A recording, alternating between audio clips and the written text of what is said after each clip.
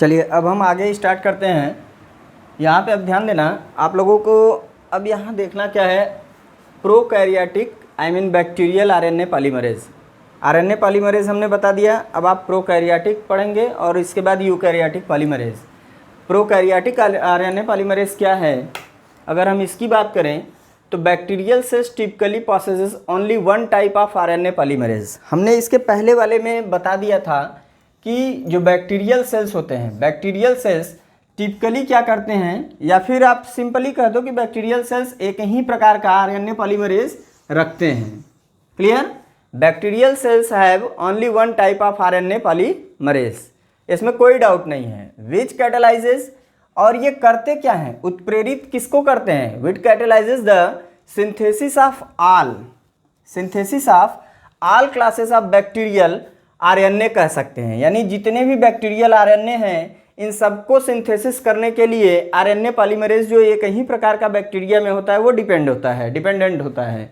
इसमें कौन कौन से बनते हैं, एमआरएनए, टीआरएनए, आरआरएनए। क्लियर है? चलिए आगे बात करेंगे बैक्टीरियल आरएनए पॉलीमरेज, या फिर ईट आप लिख सकते हैं। इज अ लार्ज, ये लंबा होता है, यानी इसका जो बैक्टीरिया का पॉलीमरेज होगा ये लंबा होगा। मल्टीमेरिक होगा, होलो एंजाइम। मल्टीमेरिक होलो एंजाइम बताएंगे, समझाएंगे आगे। It consist of the core enzyme and several polypeptide.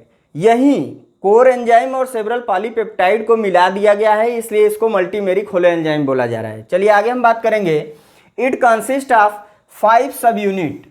5 सब यूनिट, जो यहाँ पे कोर एंजाइम की बात हो रही है इसी में से ये ऐड होके आएगा। अभी 5 सब यूनिट की अगर हम बात करें तो इंडिविजुअल एक की बात कर रहे हैं, individual polypeptide chain that make up the core enzyme, जो कि बनाता क्या है, कोर एंजाइम बनाता है। इट कंसिस्ट ऑफ 5 सब यूनिट, 5 सब यूनिट जो कि क्या बनाते हैं, कोर एंजाइम। कोर एंजाइम क्या होता है आगे आप पढ़ेंगे तो इसमें आपको मिल जाएगा।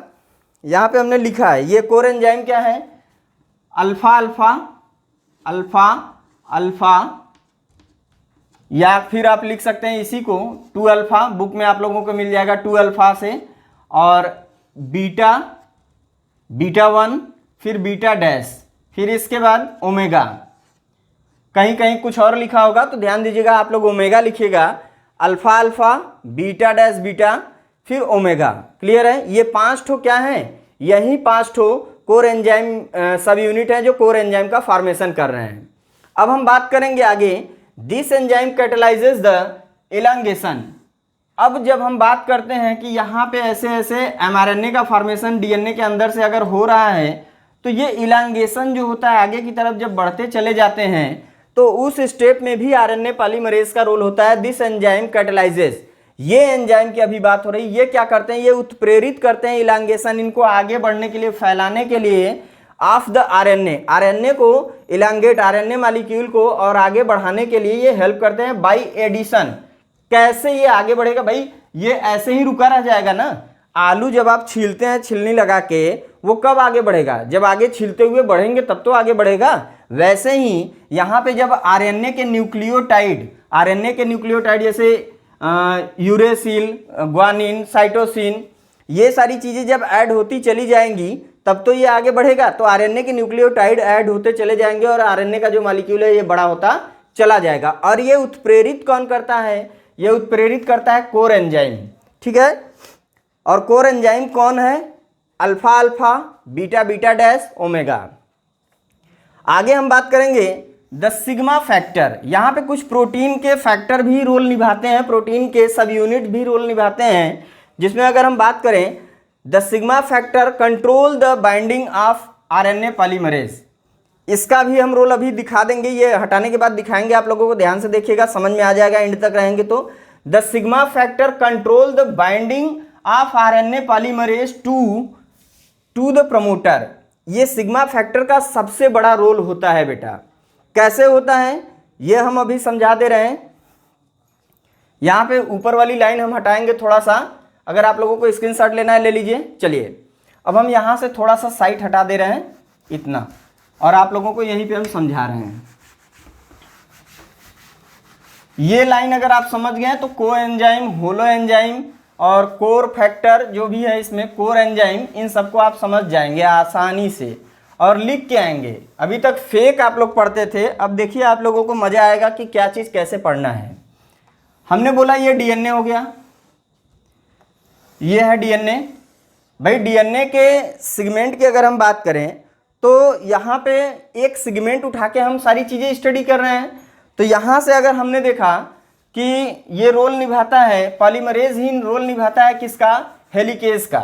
हेलिकेज क्या करता है, बांड को ब्रेक करने में हेल्प करता है। कौन सा बांड यहाँ होता है, हाइड्रोजन का बांड होता है जिसको ये ब्रेक करता है। और यहाँ से क्या होगा, इलांगेशन होता चला गया, इस एमआरएनए का इलांगेशन यानी बढ़ता हुआ चला गया।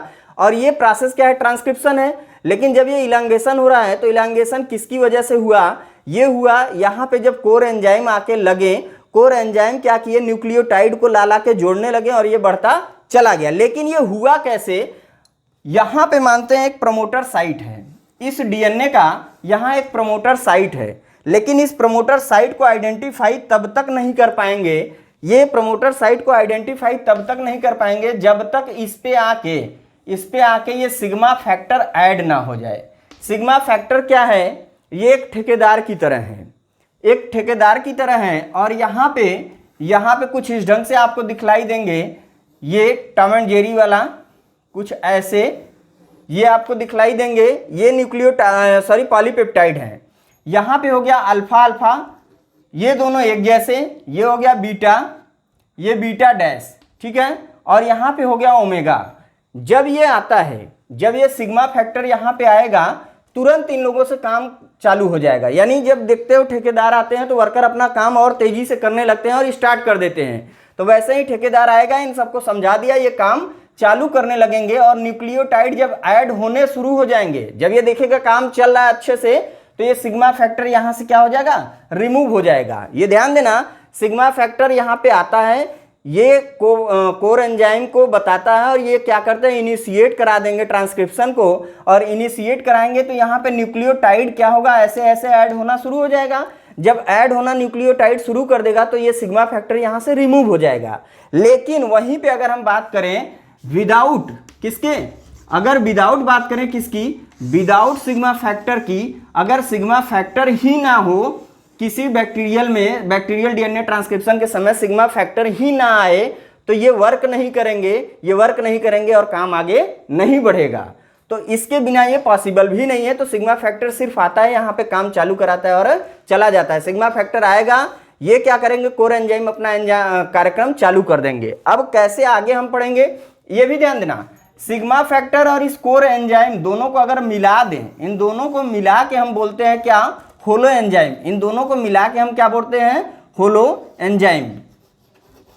अगर हम बात करें सिर्फ एक की, यहां पे अगर हम सिर्फ इनकी बात करें तो इनको हम क्या बोलते हैं, कोर एंजाइम। इनको हम बोलते हैं कोर एंजाइम, यानी कि एक वर्कर की तरह ये सब है। लेकिन जब ये मिल गया तो ये इनकी भी बल बढ़ गई। जब ठेकेदार आ जाता है तो बगल वाला डिस्टर्ब नहीं कर पाएगा कार्यक्रम जो चल रहा है ना, तो समझ जाएगा भाई हमारे मालिक आ गए, अब काम चलेगा। तो इस वजह से इसका रोल बहुत बड़ा होता है सिग्मा फैक्टर का। चलिए अब ये पॉइंट, ये लाइन आपको क्लियर हो गया होगा। प्रमोटर पे आके ये जुड़ा, यानी कि इस प्रमोटर पे सिग्मा का सबसे बड़ा रोल यही होता है कि ये प्रॉपर साइट को आइडेंटिफाई कर देता है, रिकॉग्नाइज कर लेता है। विदाउट सिग्मा फैक्टर के ये प्रॉपर साइट रिकॉग्नाइज नहीं हो पाता और कार्यक्रम इनिशिएट नहीं हो पाता। जब ये सिग्मा फैक्टर आता है तो ये प्रॉपर साइट क्या होता है, ट्रांसक्रिप्शन का प्रॉपर साइट प्रमोटर होता है, उसके पास ये आके बाइंड करेगा।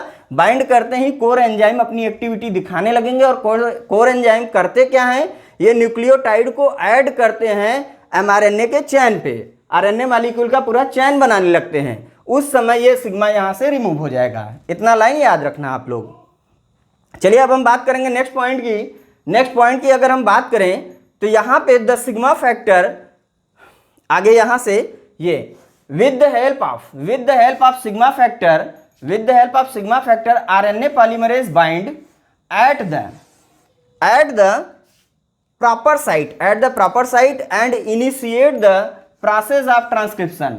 हमने यही चीज अभी यहाँ पे समझाया बेटा, क्लियर है।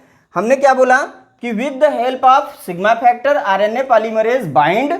और एक चीज ध्यान देना, ये सिग्मा फैक्टर जब आया तो यहाँ आरएनए पॉलीमरेज भी बाइंड कर जाएगा और ये सब आरएनए पॉलीमरेज के ही फैक्टर हैं। ठीक है, कोर एंजाइम आरएनए पॉलीमरेज का ही वो है ना खंड। RNA polymerase bind at the proper site and initiate the process of transcription, और ट्रांसक्रिप्शन स्टार्ट हो जाएगा। आगे बात करें after the start of transcription, जब ये ट्रांसक्रिप्शन का प्रोसेस स्टार्ट हो जाएगा, व्हेन अ फ्यू आरएनए